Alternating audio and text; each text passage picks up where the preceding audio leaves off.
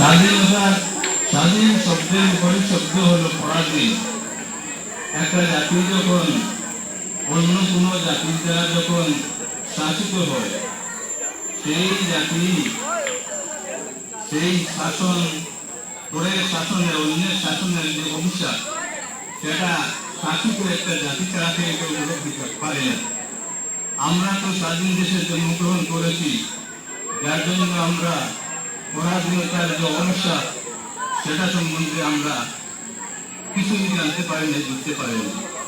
আমরা পরাধীনতার যা অভিশাপ, যা কালো দিনগুলো, এই দিনগুলো আমরা যা ইতিহাস পড়ে দেখি এবং জানি, সেই আমাদের পক্ষে যথেষ্ট। কিন্তু বাস্তব অভিজ্ঞতা আমাদের নাই। ভারতবর্ষ 1757 খ্রিস্টাব্দে যখন ইস্ট ইন্ডিয়া কোম্পানি সর্বপ্রথম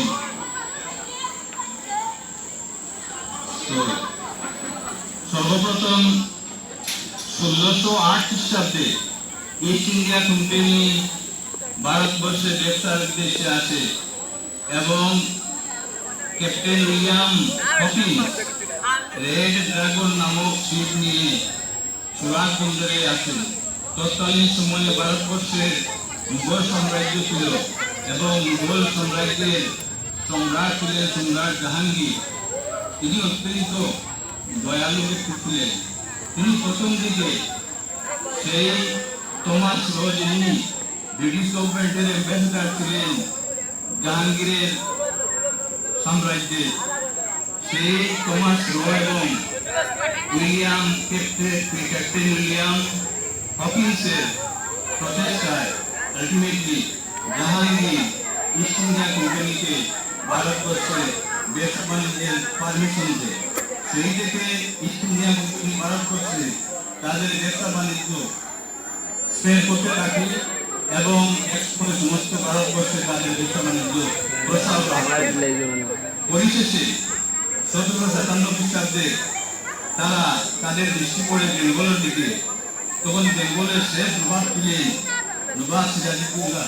সেই সময়ে নবাব সিরাজউদ্দৌলাকে ব্রিটিশ ইস্ট ইন্ডিয়া কোম্পানি 1757 খ্রিস্টাব্দে পরাজিত করে বাংলার তারা দখল নিয়ে শাসনভার তাদের হাতে নেয় এবং সেই থেকে ভারতবর্ষে সেই স্বাধীনতার সূর্য অস্তমিত হয়ে যায় এবং ইস্ট ইন্ডিয়া কোম্পানি সেই দিন থেকে 1757 থেকে 101 বছর সেই কোম্পানি অর্থাৎ 1858 খ্রিস্টাব্দ পর্যন্ত শাসন করে।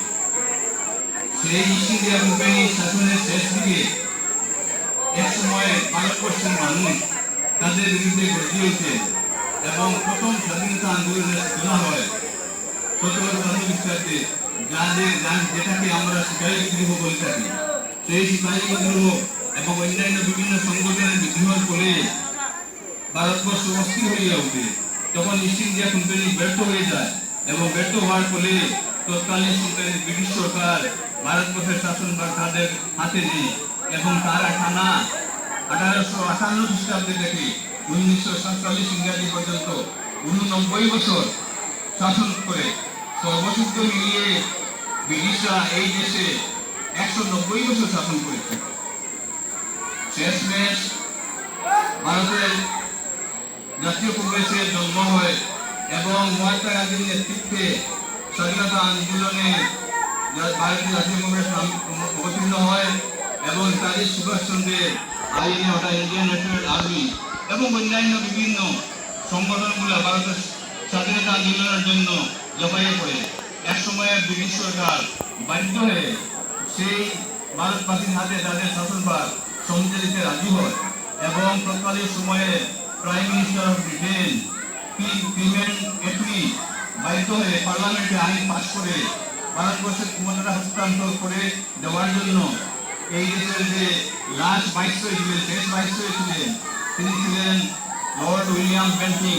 সেই উইলিয়াম বেন্টিং এর মাধ্যমে তার তৎপরতায় ভারতবর্ষের শাসনভার তৎকালীন সময়ে ভারতের কনস্টিটিউয়েন্ট অ্যাসেম্বলি হাতে সমঝে দেওয়া হয় এবং যেদিন দেওয়া হয় সেই দিন ছিল 15 আগস্ট 1947 ইংরেজি। এবং সেই দিন হইতে ভারতবর্ষ একটা স্বাধীন জাতি এবং স্বাধীন সত্তা হিসেবে সার্বভৌমত্ব নিয়ে পৃথিবীর ইতিহাস এবং মানচিত্রে তার অস্তিত্ব লাভ করে। এই স্বাধীনতা লাভ করতে ভারতবর্ষের হাজার হাজার মানুষের প্রাণ বিসর্জন দিতে হয়েছে, হাজার হাজার মানুষের রক্তক্ষয় হয়েছে, হাজার হাজার মানুষকে ফাঁসিতে ঝুলানো হয়েছে, হাজার হাজার শত শত মানুষকে নির্জন দিকে নির্বাসন দেওয়া হয়েছে। তৎকালীন সময়ে এই ছিল অত্যাচার, জুলুম, ব্রিটিশের অপশাসন, শোষণ, অন্যায়, ব্যভিচার। সেইগুলা তোমরা শুনলে তোমাদের গায়ের রুম খাড়া হয়ে যাবে। যাই হোক, শেষ পর্যন্ত তো শাসনকর্তা ভারতবর্ষের ইন্ডিয়ান কনস্টিটিউশন অ্যাসেম্বলির হাতে সঙ্গে দেওয়া হয় এবং ওই যেদিন দেওয়া হয় এই দিন ছিল 15ই আগস্ট 1947 দিন। আর সেই দিন হইতে অদ্যাবধি আমরা এই দিনকে পবিত্র স্বাধীনতা দিবস হিসাবে আমরা পালন করে আসছি। এই স্বাধীনতা পাইতে যেসব মানুষগুলা ট্রানজিশন দিয়েছে তাদের প্রতি আমাদের শ্রদ্ধা প্রদর্শন করা দরকার। গতিকে তোমরা কথা বন্ধ করো।